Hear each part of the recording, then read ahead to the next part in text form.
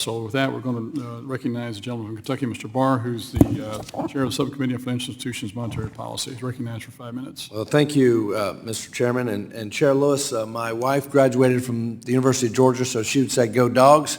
Yes. I'm a Kentucky Wildcat, so that's hard for me to do. But anyway, great to see you, and thanks for your service.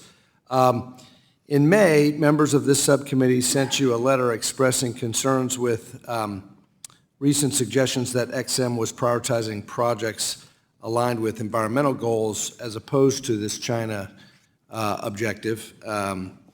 Chairman Luetkemeyer mentioned deal flow and the backlog of unapproved projects. One such project is the natural gas pipeline in Mozambique. What is the holdup here? You know, Mr. Chairman, definitely tell your wife, go Dogs. She is absolutely right. We're all about the red and the black. Right now, Congresswoman, there is no decision has been made yet with respect to that amendment of the approved financing for that particular project. The current amendment does not involve a fresh review of entire transactions, which was approved under the prior administration.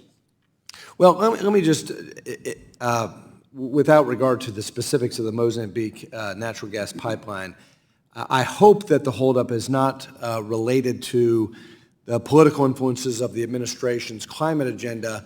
In fact, when we reauthorized XM, we prohibited the bank from discriminating against fossil energy projects. And let me tell you why that's important with respect to the China Transformational Exports program that we also authorized in the reauthorization. As the independent task force report from the Council on Foreign Relations demonstrates, since the creation of the Belt and Road Initiative, billions of dollars in Chinese funds have flowed toward fossil fuel projects around the world. Now, it's great if the United States can offer clean energy projects as an alternative in lesser developed parts of the world as a tool to counter Belt and Road. But the fact of the matter is, in the global South, there's a lot of energy poverty. And when we don't offer an alternative for those lesser developed countries in terms of energy security, they're going to go to China. And so I am concerned that the bias against fossil energy projects at XM and within the administration compromises U.S. national security with respect to this objective of countering China. Can you speak to that, and can you commit to this committee that the administration's climate agenda will not compromise our efforts to combat Belt and Road? You know, Congressman, we know as XM, we're not an island separated from the politics of the broader government.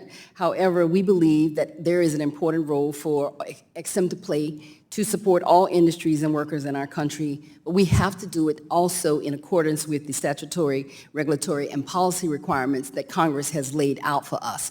Congress has been very clear about the non-discrimination clause in our charter, and we take that to heart. But to further your comment on Moz, the amendment request, just so you know, is being processed in compliance with XM's standard policies.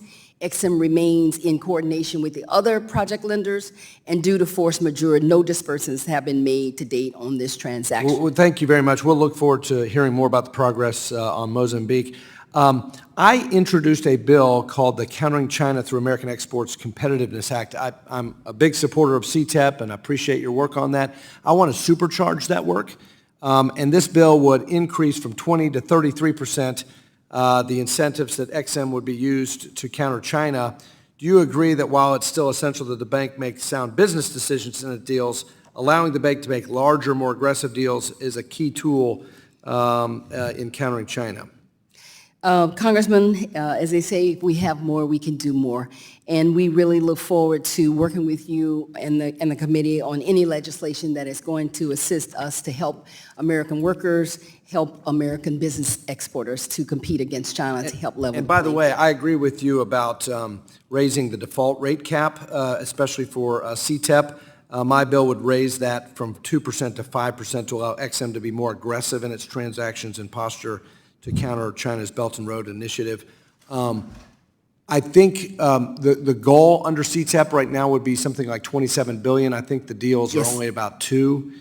We're at 3.6. 3.6, so you've got a lot of room to go to get to 20%. I want to raise it to 33% of all XM activities. So just encourage you to get a little higher on those deals that are related to CTEP. Yes, we are, sir, and those deals are coming in. Our pipeline is strong. Thank you. Yield back. Appreciate your service. Keep up the good work. Thank you, sir.